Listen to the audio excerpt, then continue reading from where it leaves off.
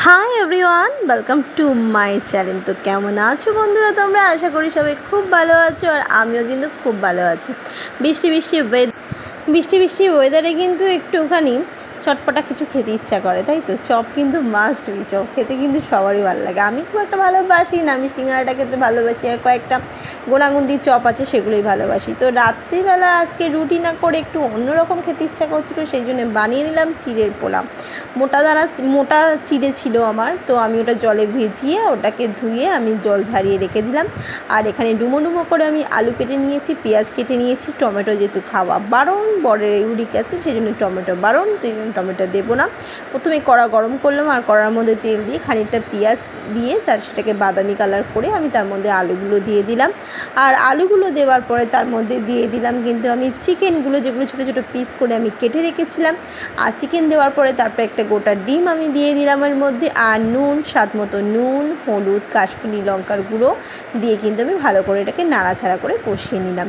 যেই কষে গেছে, ভাজা ভাজা মতো হয়ে গেছে, তারপরে কিন্তু আমি এখানে জল ঝারিয়ে রাখা চিড়েগুলো দিয়ে দিলাম, আর চিড়েগুলো দিয়ে ভালো করে মিশিয়ে নাড়াচাড়া করে নিলাম। মোটামুটি দেখো বেশ সুন্দরই হয়ে গেছে। আর মোটা চিড়েগুলো এত সুন্দর হয়, একটু ভিজিয়ে তারপরে ধুয়ে নিলে একটুও ভাঙে না, আর একদম ঝরঝরে থাকে, জলটা ঝরিয়ে নিতে হয় একটু, কিন্তু খুব সুন্দর। তারপরে আমি নামানোর আগে একটু দিয়ে দিলাম চিনি, আর একটু ধনেপাতা কুচি। তো দেওয়ার পরে কিন্তু আমার হয়ে গেল এগ চিকেন পোলাও, চিড়ের পোলাও। এটা কিন্তু খেতে বেশ দারুণ হয়েছিল, আর মাঝে মাঝে না এরকম ভালোই লাগে চটপটা কিছু খেতে। তো বরকে আমি দিয়ে দিলাম পেঁয়াজ কুচি দিয়ে, ও যেহেতু সস খাবে না, আর আমি নিয়ে নিলাম এখানে একটু সস দিয়ে। আমার বেশ ভালোই লাগছিল সস দিয়ে খেতে, তো বেশ ভালোই লাগলো খেতে। Egg chicken pulao first time বানালাম এগ দিয়ে, বেশ দারুণ লাগলো। তোমরাও কিন্তু বাড়িতে ট্রাই করতেই পারো বন্ধুরা। এরকম রাত্রিবেলা সবসময় তো আর রুটি পরোটা এগুলো খেতে ইচ্ছা করে না। তারপরে কিন্তু বাতে আমার রাতে একটু মিষ্টি দরকার হয়, এখানে ছিল কালো জাম আর রসগোল্লা, আর মুখ মিষ্টি করার পরে সব রকম মন শান্তি হয়ে গেল। তো আজকে ব্লগটা আমি এখানেই শেষ করব।